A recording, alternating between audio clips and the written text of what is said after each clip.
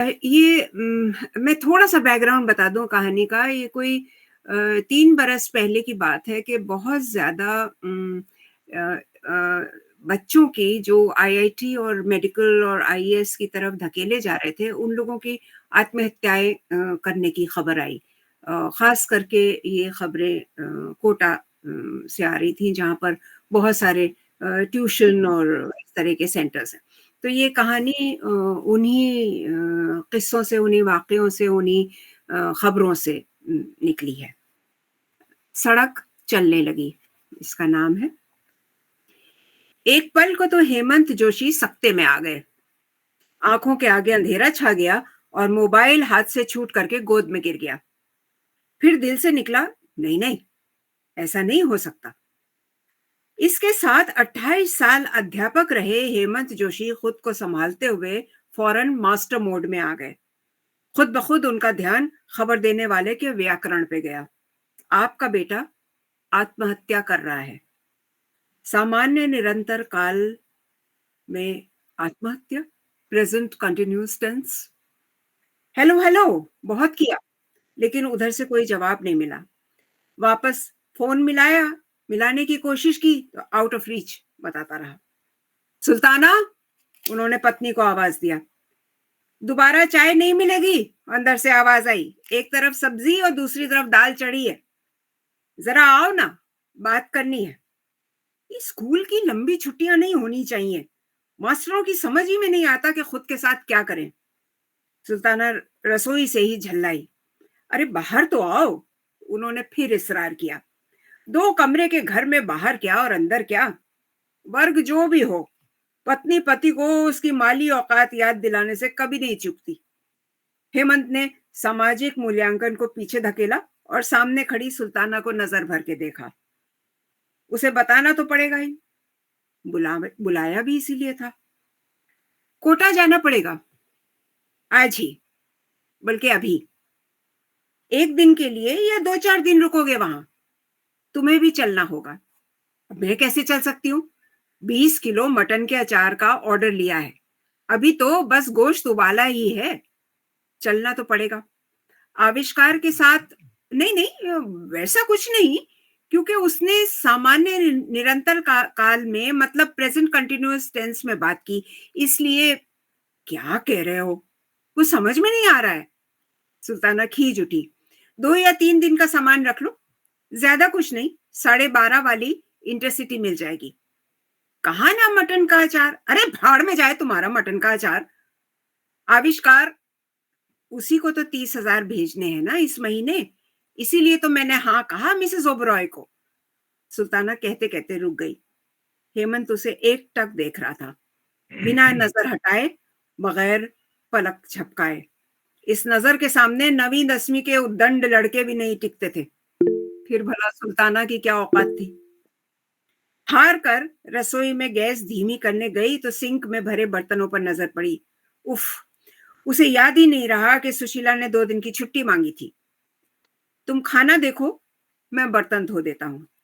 खींच में भी सुल्ताना मुस्कुरा पड़ी। घर के काम का समीकरण बदलने में कामयाब रहे थे दोनों। हेमंत सिर्फ घर के काम में ही नहीं हाथ बटाता था, आविष्कार को पालने में भी बराबर का शरीक रहा था। नैपी तक बदलने में उसे घिन नहीं आती थी। साथ से प्यार तो बढ़ता ही है, इसीलिए तो अचानक बच्चों की तरह मचल रहा है आविष्कार को देखने के लिए। सुल्ताना को पति पर अचानक लाड आ गया। कोहनी तक आस्तीन चढ़ाए मैले बर्तनों से जूझते हेमंत की पीठ पर उसने प्यार से हाथ फेरा। बस, आधे घंटे में सब तैयार कर लेती हूँ। अच्छा हुआ कल ही गुजिये बनाए हैं, वो भी रख लेती हूँ। आविष्कार कमाने लगेगा तो पूरे दिन की काम वाली रख लेंगे। कितना कुछ बदला था दोनों ने। उत्तर भारत के पकवान बनाना हैदराबाद की सुल्ताना ने सीखा था। पुलाव और बिरयानी में फर्क करना हेमंत ने। साथ कमाना, साथ खर्च करना, साथ 6 साल पहली और अंतिम औलाद का इंतजार करना, साथ उसे बड़ा करना और मिलकर हेमंत के जोरू के गुलाम कहे जाने पर हंसना। 4 घंटे में कोटा पहुंचे और उस कबूतर खाने से बने लॉजिंग हाउसेस से के सामने, जिनमें से एक कमरे में आविष्कार रहता था। जिसके दरवाजे बंद थे और कुंडी पर बड़ा सा ताला लटक रहा था। आधा घंटा इंतजार किया, इधर-उधर पूछताछ की, कोई खबर न मिली तो दोनों उस कोचिंग सेंटर की तरफ चले, जहां 17 महीने पहले आविष्कार को दाखिल करवाया था, जिसके मालिक प्रकाश तंवर ने अपने 3 साल का रिकॉर्ड दिखाते हुए उसके इंजीनियरिंग कॉलेज में एडमिशन का आश्वासन दिया था। वही प्रकाश तंवर जिन्होंने उन्हें बाहर तकरीबन 1.5 घंटे इंतजार करवाने के बाद अंदर बुलाया। हेमंत बड़बड़ाया, ऐसे इंतजार करवा रहा है जैसे किसी एमएनसी का सीईओ हो। बात ही तो नहीं कर रहा ना आपका बेटा, तंवर जी ने अपनी काली रंगी हुई मूछों पर उंगली फेरते हुए कहा। I must say mister Joshi कि आपके बेटे में एम्बिशन की कमी देख रहा हूं मैं। ड्राइव तो उसमें है ही नहीं। जब आया था और हमने उसका असेसमेंट लिया था तो वो एवरेज ही था। ऐसा अक्सर होता है, स्कूल और घर के माहौल का दोष होता है। इसीलिए तो ये कोचिंग सेंटर्स हैं। जितना ध्यान हम कोचिंग पर देते हैं, उतना ही एम्बिशन और ड्राइव पर देते हैं। कॉम्पिटिटिव स्पिरिट बहुत सारे बच्चों में नहीं होती। हम भारतीय हैं ही नहीं कॉम्पिटिटिव। 5वीं तक सबको प्रमोट कर रहे हैं। अब जरा सोच के देखिए कि 10th के बोर्ड्स भी खत्म करने की बात हो रही है। अरे इन्हीं एग्जामिनेशंस में तो कट थ्रोट स्पिरिट जागती है। आप भी तो शायद किसी सरकारी स्कूल में पढ़ाते हैं ना? हाँ, लेकिन मैंने आविष्कार को प्राइवेट स्कूल में पढ़ाया है। बहुत अच्छा किया। आप क्या पढ़ाते हैं? हिस्ट्री? ओह! तो इसीलिए। सॉरी जोशी जी, पर मैं समझता हूँ कि ह्यूमैनिटीज़ तो बिल्कुल पढ़ाना ही बंद कर देना चाहिए। स्टूडेंट को तो अर्जुन की तरह होना चाहिए। उसे केवल चिड़िया की आँख दिखनी चाहिए। ये सब सब्जेक्ट्स गुमराह करने का काम करते हैं। Do not take it otherwise, but जो साइंस ना पढ़े आज की दुनिया में, वो तो बंदा ही नहीं है। आप मेरी लाइब्रेरी में जाके देख लीजिए, आपको एक किताब ह्यूमैनिटीज की नहीं मिलेगी। क्या जरूरत है हर बात पे सवाल उठाने की, हर पक्ष पर बहस करने की। मुझे कंप्लेंट आई उसकी, वो तो फिल्म तक डिस्कस करना चाहता है, म्यूजिक भी। अब बताइए, म्यूजिक में डिस्कस करने का क्या है? गाना अच्छा है या बुरा है? Only entertainment. इसलिए तो हम खुद फिल्में दिखाते हैं। लेकिन मैंने यहाँ आते हुए रास्ते में बार देखे और डिस्को भी। सुल्ताना जरा बिगड़ते हुए बोली, जरूरी है मैडम, हम यहाँ इतनी कड़ी मेहनत करवाते हैं। That is the policy of good life. Work hard, party harder. तो पार्टी करने की व्यवस्था तो रखनी पड़ेगी ना। हम उसे बड़ी कंपनी में एग्जीक्यूटिव बनने के बाद की आदत डाल रहे हैं। 8 से 8 काम, कभी ज्यादा भी। पर मैं हैरान हूं, आपके बेटे को पार्टिंग में कोई रुचि ही नहीं है। शुरू में तो 2 या 3 बार गया, फिर खुद ही जाना बंद कर दिया। हम तो खुश हुए कि चलो लड़का सीरियस है। लेकिन जब उसके असेसमेंट ग्रेड्स कम होते गए, तब हमें चिंता हुई। हमने उसे पेप टॉक के लिए बुलाया और कहा उसे एक अच्छी इंजीनियरिंग कॉलेज में एडमिशन लेना ही है। वही तो एम है उसका, हमारा और आपका भी। तो जानते हैं उसने क्या किया? हंसने लगा। बताइए, ये भला कोई मजाक की बात है? नोएडा और ग्रेटर नोएडा में इंस्टीट्यूट्स की बिल्डिंग देखी है आपने? उनमें से किसी एक में भी एडमिशन होने का मतलब है 12 लाख का जॉब पैकेज। वो कर सकता है। 2 बार हमारे काउंसलर ने बात करने की कोशिश की तो पूरे समय गुनगुनाता रहा। अगले दिन फिजिक्स क्लास में गिटार लेकर के आ गया। टीचर ने पूछा तो बोला, साउंड वाइब्रेशन समझना चाहता हूं। लेकिन अब तो हद ही हो गई है। हमें पता चला है कि वो सिक्योरिटी गार्ड, सफाई कर्मचारी, माली और चपरासी सबको भैया और आप कहता है। उनके साथ चाय पीता है। अगर किसी का एम्बिशन किसी एमएनसी में बड़ा एग्जीक्यूटिव होने का हो, तो उसे इन नीच लोगों को, इन गंध को भला मुंह लगाना चाहिए। हमारा एक ही तो बच्चा है, सुल्ताना ने कहना शुरू किया। इसीलिए तो मैंने आपको फोन करवाया और ज्यादा बात करने के लिए पीएस को मना कर दिया, ताकि आप आए और आमने सामने आपसे बात हो सके। आपका बेटा सुसाइड कर रहा है। फिर प्रेजेंट कंटिन्यूअस, हेमंत बड़बड़ाया। हम वही तो जानना चाह रहे हैं, सुल्ताना ने उसकी बात काटी। मैडम, आप माँ हैं, आपका इमोशनल होना जायज़ है, लेकिन आप अपने बेटे का भविष्य नहीं बना सकती हैं। ये काम तो पिता को ही करना होता है।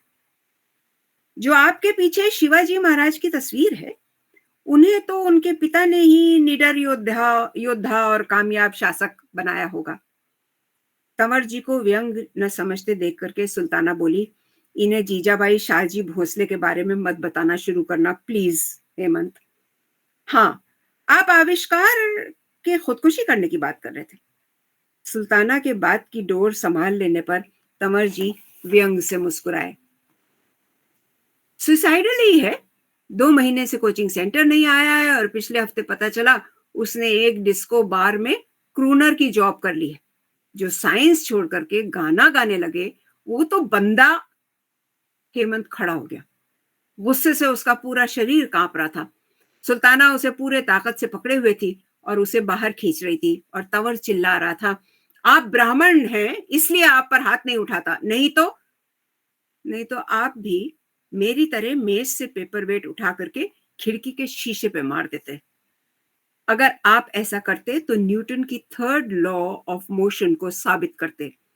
लेकिन इतिहास कहता है कि ऐसा होता नहीं है। आप जातिवादी हैं, महिला विरोधी हैं, एक ब्राह्मण का किया एक दलित से निपटेंगे या घर जाकर के पत्नी को पीटेंगे। सुल्ताना का अपने कंधे पर रखा हाथ हेमंत ने अपने हाथ में ले लिया। फिर उसके कंधे पर हाथ रखे हेमंत उसे बाहर ले आया। दोनों हौले हौले लेकिन बेचैन चाल से बाहर सड़क पर आ गए और एक चाय के छोटे से खोखे पर रुके। चाय के 2 कप में से एक सुल्ताना की तरफ बढ़ाते हुए हेमंत ने कुछ खुद से, कुछ पत्नी से कहा, हम कैसे बह गए सुल्ताना? पता नहीं हेमंत, शुरुआत तो हमने ठीक ही की थी। हाँ, सबको मना करने के बावजूद साइंस में 90% नंबर लाने के बाद भी उसे त्याग कर इतिहास पढ़ा। प्रेम किया तो एक मुसलमान लड़की से, शादी भी रजिस्टर्ड सिविल मैरिज। न किसी का धर्म परिवर्तन, न कोई धार्मिक अनुष्ठान। तुमने तो नाम भी नहीं बदला, सुल्ताना रिजवी ही रही। हर प्रोटेस्ट में मौजूद, हर मोर्चे में भागीदारी, हर सड़क से दोस्ती यारी। तुम्हें नौकरी मिली नहीं, मेरी एडहॉक लेक्चरशिप खत्म हो गई। छोटे शहर उज्जैन के सामान्य से स्कूल में नौकरी ले ली तुमने, ये मानकर कि बचपन में दिमाग बनता है। बच्चों को सवाल पूछना बचपन से सिखाना होता है। आविष्कार कितने सवाल पूछता था ना, तब तो हम बहुत खुश होते थे। हमने कब उसके सवालों पर अपने जवाब हावी कर दिए? कब हमारा जवाब ही अंतिम जवाब हो गया? पत्थर की बेंच पर दोनों काफी देर खामोश रहे। फिर धीरे से सुल्ताना ने हेमंत के हाथ पर हाथ रखा। वैसे मुझे बिरयानी और शाही कोरमा थोक में बनाना बुरा नहीं लगता है। अमीर घर की बेटी को मैं मायके का आराम नहीं दे पाया, शायद यही बुरा लगता था। क्या इसीलिए तुम 10वीं और 12वीं के अन्वीक्षण और पेपर चेकिंग का काम लेते हो? क्या करता? हिस्ट्री की कौन ट्यूशन लगाता है? हम छोटे रह गए, इसलिए आविष्कार को बहुत बड़ा आदमी देखने की महत्वाकांक्षा जागी। बड़ा आदमी नहीं सुल्ताना, हम आविष्कार को अमीर आदमी देखना चाहते थे। हम जो हर रीति रिवाज, परंपरा, अनुष्ठान, राजनीतिक बदलाव पर सवाल करते रहे, हम क्यों बह गए इस ग्लोबल एजुकेशन की पैसा लगाओ पैसा पाओ पैकेजिंग में? हमने तो अपने सारे फैसले खुद किए थे ना। हाँ, अपनी जिंदगी खुद तय की, अपनी लड़ाइयां खुद लड़ी। आविष्कार से ये हक क्यों छीन लिया हमने? हमारे विचार क्यों पूंजीवाद की आंधी में उड़ गए? पैतृकता शायद मरती नहीं है, उसे बराबर पीछे ढकेलते रहना होता है, काबू में रखना होता है। कभी जातिवाद, कभी धर्मांधता, कभी पत्नी पर बच्चों पर नियंत्रण, रिक्शे वाले को थप्पड़ लगा देना, गैंग रेप में लड़की को दोषी ठहराना। 18 साल की उम्र में वोट देकर के सरकार बदल सकते हैं बच्चे, लेकिन अपनी मर्जी का सब्जेक्ट नहीं पढ़ सकते। ना जाने किस किस रूप में छुपी पड़ी सांस लेती रहती है ये पैतृकता। दोनों सर झुकाए सड़क को ताक रहे थे, वो सड़क जो रुकी हुई थी, जो केवल दूरी नापने का साधन थी, जिस पर शाम उतर कर ठहर गई थी और उसके धुंधलके में रात घुल रही थी। शरीर छोटे और साए लंबे होते जा रहे थे। एक ऊंची चौड़ी सी आकृति सुल्ताना के पीछे आकर के रुक गई। हेमंत एकदम चौकस सुल्ताना को अपनी तरफ खींचने ही वाला था कि आकृति ने बाजू फैलाए और सुल्ताना को समेट लिया।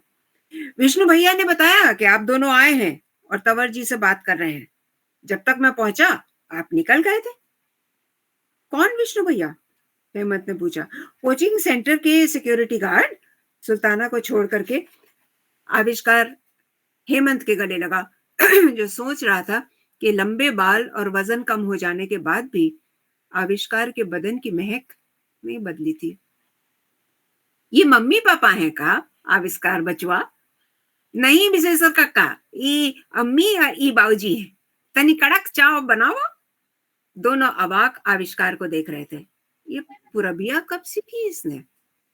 आसपास कुछ लोग जमा हो गए थे, सब आविष्कार के दोस्त। अजीब जमघट था, कोई 50 साल का, कोई 13-14 का। 2 लड़कियां भी थी जो कचरा बीनने वाली लग रही थी। आविष्कार माँ बाप से बातें भी कर रहा था और उन सब की खैर खबर भी ले रहा था और सुल्ताना के दिए गुजिये सबको बांट रहा था। इनको घर ले जाओ ना, थक गए होंगे, किसी ने सलाह दी। मैंने वो कमरा छोड़ दिया अम्मी, पास ही एक बस्ती में कमरा लिया है। आप लोगों के खाने का इंतजाम कर देता हूं, फिर रात में लौटूंगा। एक मीटिंग छोड़ करके आया हूं। इनके खाने की फिक्र तुम ना करो, हम घर पहुंचा देंगे। तुम मीटिंग में पहुंचो, वो ज्यादा जरूरी है। कैसी मीटिंग है? हेमंत ने पूछा। बाबूजी, यहाँ पर ज्यादातर डेली वेजर है, ना कोई कॉन्ट्रैक्ट है, ना कोई दूसरी सुरक्षा। सिक्योरिटी गार्ड, सफाई वाले, खाना पकाने वाले, रिक्शा चालक, पूरा शहर नॉन फॉर्मल लेबर है। उन्हें हम ऑर्गेनाइज कर रहे हैं। हम? कौन हम? क्या पार्टी? अम्मी, किसी पार्टी को इस देश के सबसे गरीब वर्ग की फिक्र होती तो भूमंडलीकरण हमारे सरों पे इस तरह नाच ना रहा होता। कोई ट्रेड यूनियन यहाँ काम नहीं कर रहा है, बात तक नहीं करता। तो तुम कैसे? आप दोनों की सीख, हिंदी बोलो, अपनी भाषा जानो। हमेशा आप दोनों ने जाति धर्म से दूर रखा। दलित बस्ती में आराम से रहता हूं, सब अपने हैं। बहुत कर्मठ कार्यकर्ता तैयार हो रहे हैं। आज क्या मीटिंग है? पहली बार दलित और ब्राह्मण साथ आंदोलन कर रहे हैं, खाना पकाने वाले और सफाई कर्मचारी। मामला नाजुक है। कल कॉन्ट्रैक्ट देने और सप्ताह में 1 दिन छुट्टी के लिए धरना प्रदर्शन है। फूट डालने की पूरी कोशिश चल रही है। मेरा रात में वहां रहना जरूरी है। कल सुबह मिलेंगे तो आपको अपना बनाया हुआ पोस्टर दिखाऊंगा और संगठन का पर्चा भी। वो बात करते करते कुछ कदम आगे बढ़ गया था, पलट कर आया। कमरा थोड़ा गंदा अस्त व्यस्त सा होगा, लेकिन बुरा नहीं है। और नाइट क्लब? हेमंत खुद को रोक नहीं पाए। वीकेंड पर, आमदनी के लिए भी और रियाज के लिए भी। परसों तक रुकेंगे तो साथ चलिएगा। और वो जा चुका था। मीटिंग कहाँ है, आपको मालूम है बेटी? सुल्ताना ने पास खड़ी लड़की से पूछा। मैं भी वहीं जा रही हूँ, आप साथ चल सकते हैं, पर मैं हूं सफाई कर्मचारी। लड़की ने गंभीरता से कहा। इंसान हो और रास्ता पहचानती हो। सुल्ताना ने उतनी ही गंभीरता से जवाब दिया। लड़की मुस्कुराई। तभी आविष्कार ऐसा है, आपने उसे ऐसा जो बनाया है। हेमंत और सुल्ताना ने एक दूसरे को देखा, फिर दोनों ने झेप करके नजरें झुका ली। उन्होंने तो अपने बेटे को कुछ और ही बनाना चाहा था। उसने खुद ही अपने नाम की कीमत समझी और अपनी राह चुन ली। लड़की के पीछे पीछे दोनों चल रहे थे। वो अकेला है, कोई देखभाल करने वाला चाहिए। सुल्ताना ने अचानक कहा। तुम आ जाओ उसके पास, मेरे लिए पैसे से मदद करना भी आसान हो जाएगा, तुम्हें भेज दिया करूँगा। शायद मुझसे ना लेना चाहे। और तुम? 3 साल में रिटायर होकर के मैं भी तुम दोनों के पास आ जाऊँगा। अनगिनत coaching centre engineering, medical, bureaucrat, MBA बनने की तैयारी करवाते हैं। एक सेंटर अच्छा इंसान बनने की कोचिंग दे और वाजिब दामों पर चिकन बिरयानी और मटन कोरमा भी खिलाए। ठहरी हुई सड़क अचानक चल पड़ी। बहुत तेज नहीं, निरंतर और यकसा भी नहीं, रुक रुक कर, हिचकिचाती हुई, सोचती विचार सोचती विचारती, लेकिन आगे बढ़ती। हर संघर्ष के पथ की तरह, जिसकी मंजिल तय नहीं होती, नतीजा मालूम नहीं होता, लेकिन जिस संघर्ष की राह पर हर जीते जागते इंसान को चलना लाजमी होता है। शुक्रिया।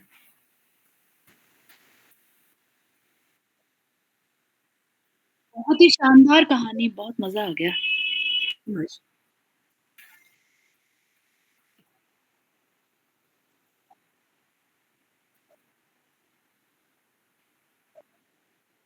सुधीर जी, आपका बहुत-बहुत आभार। आपने इतनी प्यारी लेखिका और से परिचय कराया। नूर जी, मैं सचमुच में बहुत ज़्यादा प्रभावित हूँ, क्योंकि मैं जो साहित्य पढ़ती हूँ, मैंने बहुत सारे साहित्यकारों को पढ़ा, लेकिन मुझे नहीं शायद वो चीज़ें छू पाईं। लेकिन आपकी कहानी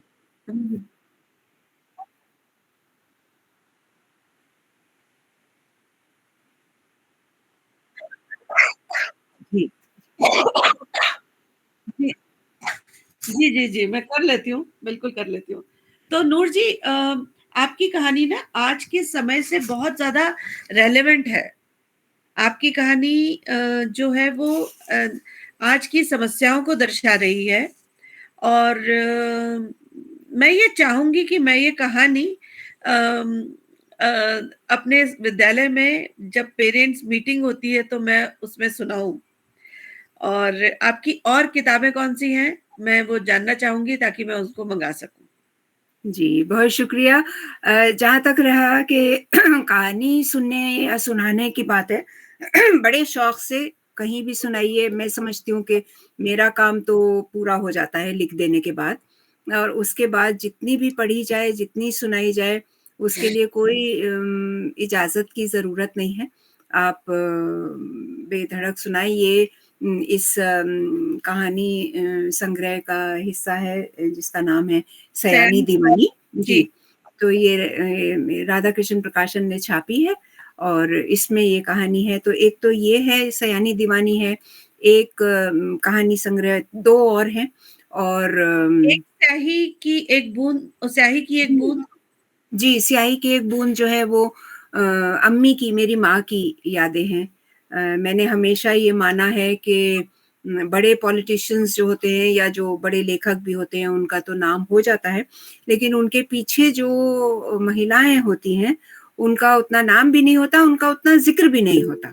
तो वो ज़रूरी था कि उनकी जो वो कुर्बानी कहने से नाराज़ हो जाती थी, लेकिन जो उनका कॉन्ट्रिब्यूशन है, उनका योगदान है, उसकी ज़रूर बात की जाए।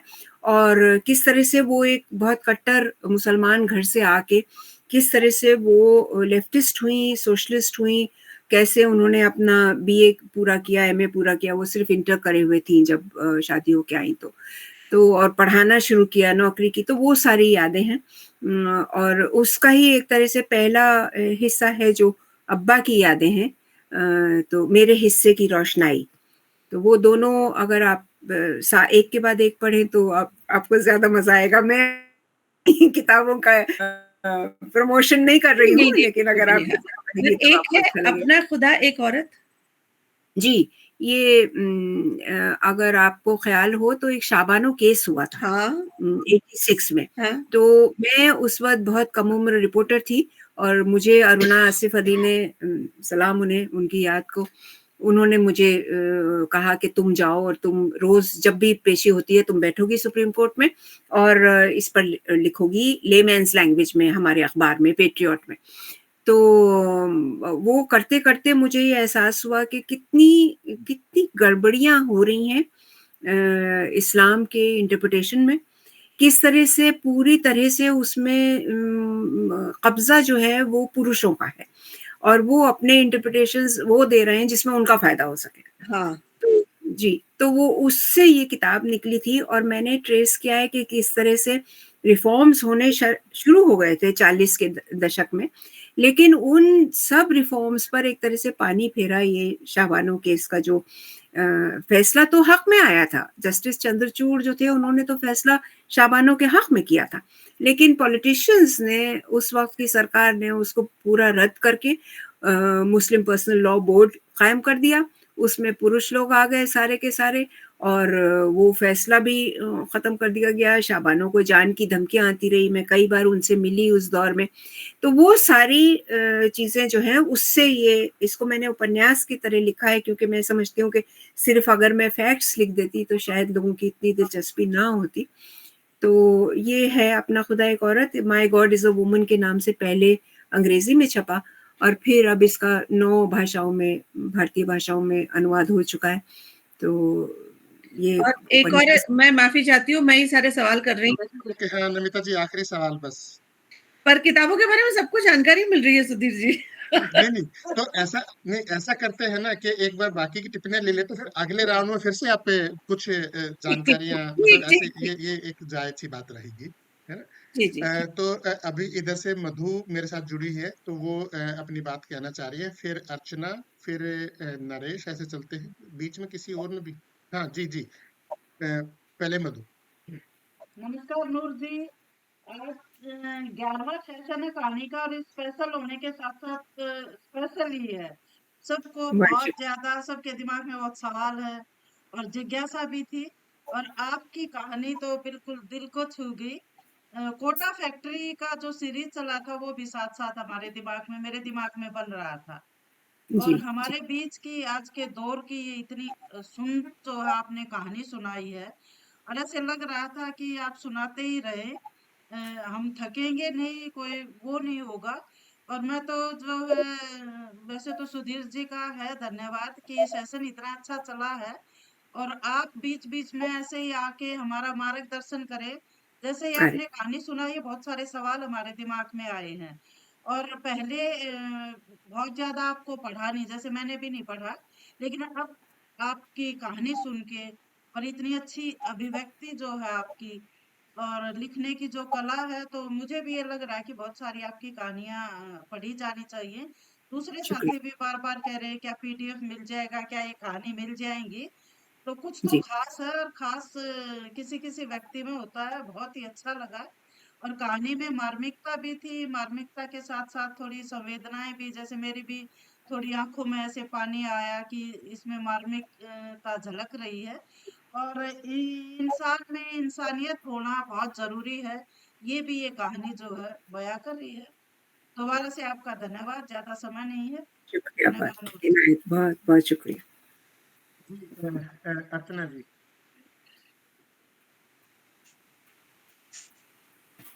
जी नमस्कार। अ, सुधीर जी बहुत-बहुत शुक्रिया कि आपने हमारे समय की एक बहुत ही बेहतरीन और उम्दा लेखिका को और एक खुद उनका जीवन बोलने वाला है। इन कहानियों के माध्यम से जो झलक रहा है, जो किरदार उन्होंने चुने हैं, लगभग उनकी परवरिश में वो सब चीज़ें शामिल हैं। जैसे ही आपका ये पोस्ट आया था मैंने जो गूगल अंकल हैं उस पर सर्च करके बहुत सारी चीज़ें इकट्ठी कर ली थी और समझना शुरू किया था कि आप किस तरह की किरदार की मलिका हैं और जो जिस तरीके से आज आपने कहानी पढ़ी है वो दिल को ही नहीं छू रही है बल्कि एक नया पर्सपेक्टिव भी दे रही है कि ये सारे आईआईटीएन और ये तमाम लोगों पर तो बहुत बात होती है और यही बच्चे आगे चलकर अपनी जो नॉर्मल लाइफ है उसको लीड करने में फेल हो जाते हैं। हम हाई इंटेलिजेंस को हमेशा बहुत इम्पोर्टेंस देते रहे हैं और एवरेज बच्चों पर हमने शायद नज़र डालना कम कर दिया था और ये एवरेज लोग ही शायद दुनिया में अच्छा समायोजन करते हुए चलते रहते हैं। इस कहानी के जो किरदार हैं उसमें से 2 चीज़ें मुझे बहुत अच्छी लगी कि ये दोनों अलग परवरिश से आए हुए जोशी साहब और रिजवी मैडम, ये दोनों कैरेक्टर कितनी ही सहजता से एक दूसरे के साथ मिल रहे हैं, और जो आविष्कार इन्होंने पैदा किया था वो कितना खूबसूरत आविष्कार है, जो आज के समकालीन समय में उन लोगों के बीच में उठ बैठ रहा है जिनको कि आज भी हम हिकारत की नजर से देखते हैं।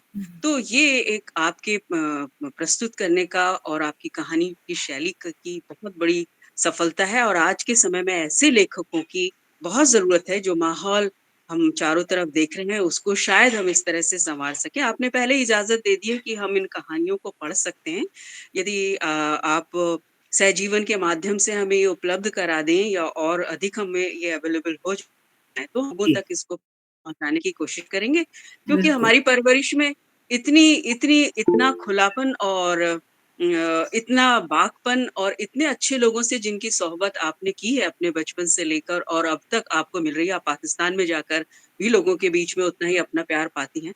तो उस तरह के माहौल से बेशक हम लोग महफूज रहे हों, लेकिन अब ऐसा लगता है कि समय आ गया है कि हम सबको उसकी तरफ बढ़ना होगा और एक तरह से सार्थक प्रयास करने होंगे कि जो फिजा खराब हो गई है उसको फिर से मेल मोहब्बत और प्यार में बदल। Thank you. बिल्कुल, बहुत शुक्रिया। ओके। अच्छा, ये इसके लिए तो मुझे लगता है मेरे की बजाय रमनीक जी का ज्यादा धन्यवाद है कि वो नूर जी को हम सब के मतलब नूर जी की वो कहानियां नहीं सुनाते, और नूर जी के बारे में जितनी सारी जानकारी उन्होंने मुझसे शेयर की, और फिर हम लोगों ने सहमति बना के नूर जी को रिक्वेस्ट किया रमनीक जी ने, और नूर जी ने उसे एक्सेप्ट भी किया। तो रमनीक जी को ज्यादा क्रेडिट जाना चाहिए, रमनीक जी ही हैं नूर जी से परिचित कराने वाले। हालांकि मैंने भी फिर कई चीजें नूर जी की पढ़ी। पुरुषोत्तम अग्रवाल के साथ आपका एक इंटरव्यू भी है 1-1.5 साल पहले का, मैंने उसको भी बड़े ध्यान से सुना। मैं कभी सुनता पर बहुत अच्छे से उसमें मतलब आप उनके साथ डायलॉग कर रही हैं। खैर आगे चलते हैं। नरेश ने हाथ खड़ा किया था, फिर से अर्पणा और फिर हनुमान जी। जी नरेश, नरेश हैं क्या आप? चलिए अर्पणा आप शुरू करिए तब तक। अर्पणा जी, अर्पणा जी पोज हो गई हैं। हनुमान जी,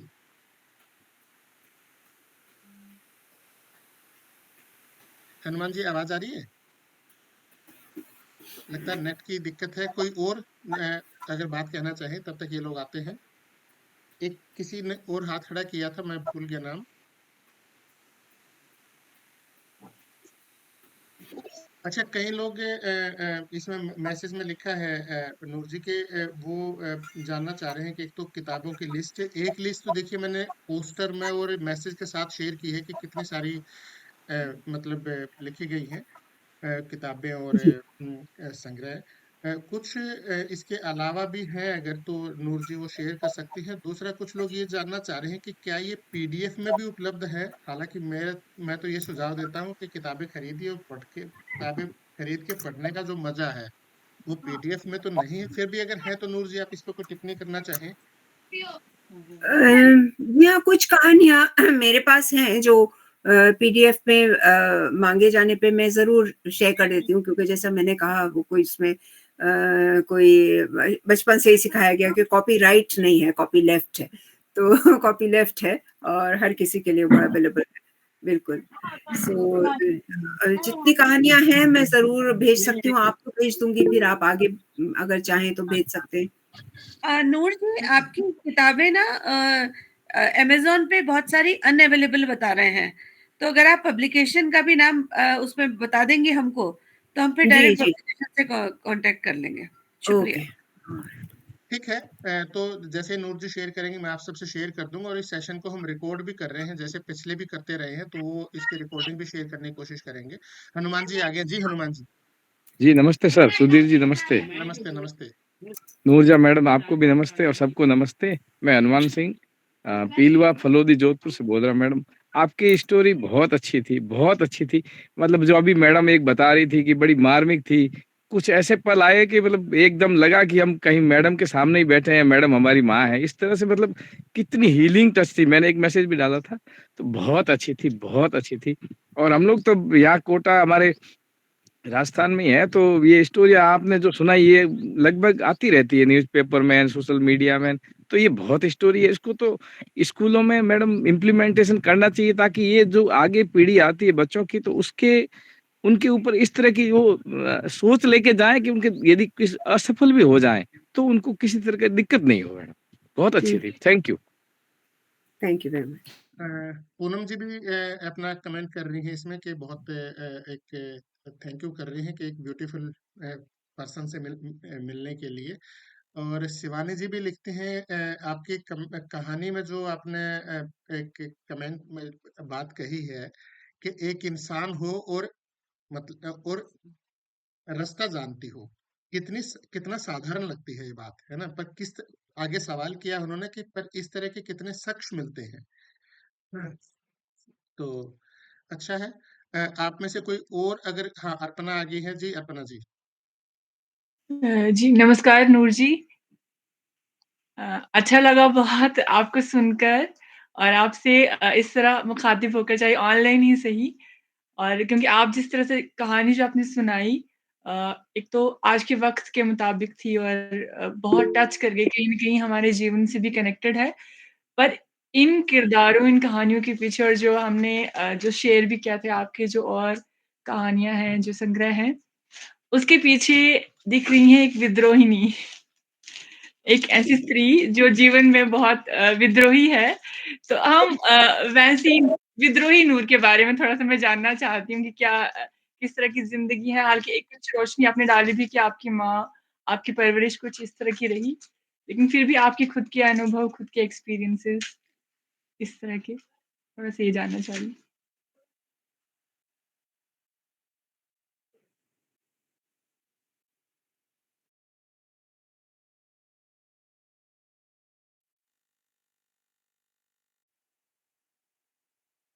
नूर आप जी म्यूट बोल रही हैं लेकिन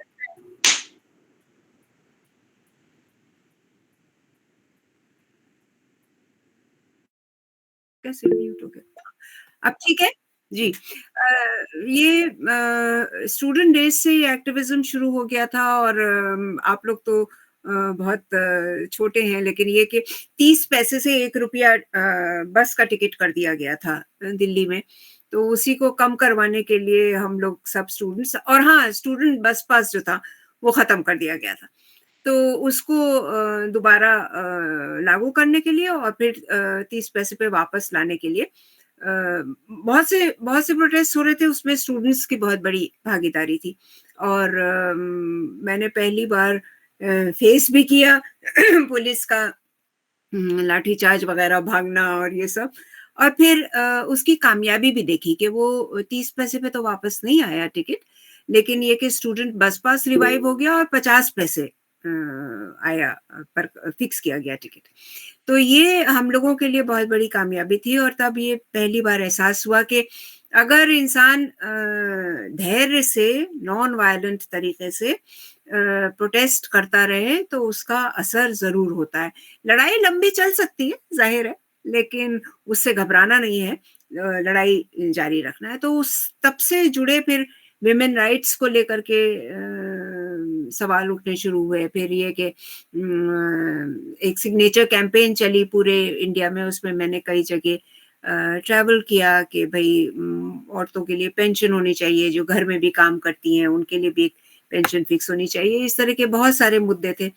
तो वो एक्टिविज़्म और ये बात मुझे स्वीकारने में कोई परेशानी नहीं होती है कि मैं लेखन को अपने एक्टिविज़्म का एक हिस्सा समझती हूँ और मेरी बात ज़्यादा से ज़्यादा दूर तक पहुँच सके, इसके लिए मुझे ये एहसास हुआ कि जैसा मैंने कहा कि मैं जर्नलिस्ट तो थी, लेकिन मुझे ये लग रहा था और मैंने देखा भी खुद ये होते हुए कि अगले दिन जो मैंने आर्टिकल्स लिखे थे बहुत मेहनत से, उसमें समोसा बिक रहा है।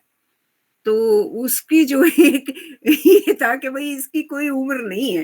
तो ये आज पढ़ा गया है तो ये आधे घंटे बाद पता नहीं पढ़ा भी कि नहीं पढ़ा शायद इसी काबिल समझा गया कि उसको नीचे बिछा दिया जाए या समोसा उसमें रख के तो इसलिए कहानी जो है वो मेरे ख़्याल से मुझे लगा कि ज़्यादा मज़बूत माध्यम है। उसमें फिर कहानी से बात थोड़ा-सा आगे भी बढ़ी कि नाटक लिखने लगे। कि जो खेले जाएँ, उसमें नुक्कड़ नाटक भी थे और प्रोसिनियम प्लेज़ भी। तो वो भी उसी तर्ज के थे। उसमें मैंने कभी सोशल कॉमेडीज़ या इस तरह की चीज़ लिखने की कोशिश नहीं की। हमेशा यही कि किसी न किसी मुद्दे से जुड़े हुए मेरा लेखन हो। तो उसके चलते हाँ, मुश्किलें आई, अगर शायद आप उसकी बात कर रही हैं तो, कि मैंने कभी माना नहीं कि जो लगी-बंधी लीग है, जो लकीर खींच दी गई है, उस पे चलते रहना है। हमेशा मुझे ये लगता था कि मुझे अपनी राह अलग बनानी है। ये 2 किताबें जब आईं, डिनाइड बाय अल्लाह और my God is a woman, तब इस्लामी मुल्लाओं से बहुत ज़्यादा अपोज़िशन हुआ, ज़ाहिर है। डिनाइड बाय अल्लाह पे तो बैन होने की तक की नौबत आई और हर जगह जहाँ आप जैसे लोग सेशंस रखते थे कि इस किताब, नई किताब है, इस पे कुछ लिखा पढ़ा जाए और फिर चर्चा हो, तो उसमें ज़रूर कुछ कट्टरपंथी पहुँच जाते थे और वो लोग ज़रूर गड़बड़ करने की और शोर मचाने की कोशिश करते थे। उसके साथ-साथ ये भी था कि जो लोग सो कॉल्ड सेकुलर हैं, जो लोग ये मानते हैं कि भई हम फ़र्क नहीं करते, उन लोगों का भी ये कहना था कि इस समय में मत लिखो, ये समय जो है ये अल्पसंख्यकों के लिए ठीक नहीं है। इस वक़्त अगर तुम उनमें ही बुराइयाँ निकालोगी तो ये गलत बात होगी। तो उसपे मेरा सीधा-सीधा सवाल होता था कि आपने पहले क्यों नहीं ये बात उठाई? या कभी क्यों नहीं उठाई? या मुझे एक समय दीजिए कि अच्छा ठीक है, 5 साल नहीं उठाएँगे, 5 साल के बाद ये मुद्दे उठाए जाएँगे। अगर तब्दीली नहीं हुई तो, और तब्दीली नहीं हुई है।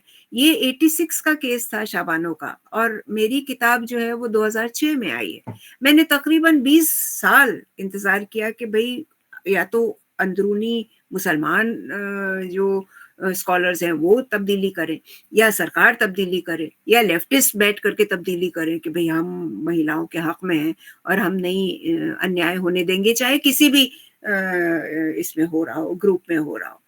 तो आप इस तरह की बात, और फिर एक बात जो उठाई जाती है जिसका मैंने हमेशा विरोध किया है वो ये कि हिंदू ना बोलें इस बात पर। उस पर मेरा कहना ये है कि रूप कंवर की जब को जलाया गया और ये कहा गया कि ये सती हुई, तब जहाँ-जहाँ जितने-जितने जलसे हुए, वहाँ जहाँ-जहाँ मुझे कहा गया बोलने के लिए, मैं पूरा खुल के बोली। क्योंकि मैं महिला के साथ हूँ, मैं हिंदू महिला या मुस्लिम महिला के साथ नहीं हूँ। तो अगर मैं उसमें बोल सकती हूँ रूप कंवर के सपोर्ट में या सती के खिलाफ, सो कॉल्ड सती के खिलाफ, तो फिर हिंदू लोग क्यों ना बोलें? ये हमारा देश जो है भारत, ये एक सेकुलर मुल्क है, इसमें बराबरी का हक हमें प्रिएम्बल, कॉन्स्टिट्यूशन का प्रिएम्बल हमें देता है बराबरी, तो फिर बराबरी से हम लोग बात करेंगे। तो वो ज़ाहिर है कि लड़ाइयाँ होती रही और चल रही हैं अभी भी। अभी डिनाइड बाय अल्लाह का अगला सीक्वल आ रहा है जिसमें मैंने जिहाद को और औरतों के जो प्रॉपर्टी राइट्स हैं उसको एड्रेस किया। उसमें भी ज़रूर फ़साद होगा, तो ठीक है, हो, अब क्या कर सकते हैं, कुछ लोग होते हैं फ़सादी, वो फ़साद करते रहते हैं, हम लोग अपना काम करते रहते हैं। पूनम जी ने हाथ खड़ा किया। मेरा सुझाव है कि पूनम जी की टिप्पणी सुनने के बाद हमें नूर जी से एक कहानी सुनने का और अवसर लेना चाहिए और फिर उस पर जितनी देर बात करना चाहें बात करते रह सकते हैं। तो इतना टाइम ही बचेगा शायद। जी पूनम जी। आदाब नूर जी, नमस्ते Sudhir ji, thank you so much, आपकी बदौलत हम हैं। मैं एक चीज़ कहना चाहूँगी यहाँ पे कि नूर जी, आपने जो कहानी सुनाई वो बहुत ही एक्शन ओरिएंटेड कहानी है एक्चुअली, कि आप किस तरह से लिखती तो हैं लेकिन उसके साथ-साथ एक्शन भी लेना आप जानती हैं बहुत अच्छे से, which is very motivating and inspiring. I really feel कि इसी चैनल के थ्रू, इसी प्लेटफ़ॉर्म के थ्रू मैं ये कहना चाहूँगी कि मैंने अपने स्कूल में स्टोरी टेलिंग सेशंस अब रखने शुरू किए हैं एंड हाउ लक स्पेशली जी। सो और वो एज ग्रुप, उसमें कोई रिस्ट्रिक्टेड एज ग्रुप नहीं है, जहाँ पर भी हम बच्चों को सुधार सकते हैं। जैसे मैंने अभी आपकी कहानी सुनी यहाँ पर, आई रियली फेल्ट कि even in Kota institutes also I think we should approach people, जहाँ पर इस तरह की कहानियाँ जाकर सुनाई जाएँ, बच्चों का माइंडसेट जो है उसको चेंज किया जाए, सो दैट जी। वो इतने अपने आप को जो हानि पहुंचाते हैं वो इस तरह के एक्ट से बच पाए। And you know it is very lightning also कि जब आप कोई एक्सपीरियंशियल बात बच्चों के साथ साझा करते हैं तो उसमें बच्चे बहुत जल्दी सीखते हैं बनस्बत किसी किताब को पढ़ के या न्यूज़पेपर को पढ़ के। And I am so sorry to tell, newspaper is very demotivating and very negative, full of negative news, जबकि इतना सब कुछ इतना अच्छा होता है हमारे इर्द गिर्द, लेकिन आई थिंक शायद हम उस चीज को उस तरीके से वहां पर जाके साझा नहीं कर पाते। So I am really very touched जो कहानी आपने सुनाई, और मैं और भी ज्यादा इंस्पायर हुई हूँ। मे बी अपने जो हायर ग्रेड्स के बच्चे हैं मैं उनके साथ ये जरूर साझा करना चाहूंगी। Thank you so much. बहुत शुक्रिया, थैंक यू सो मच।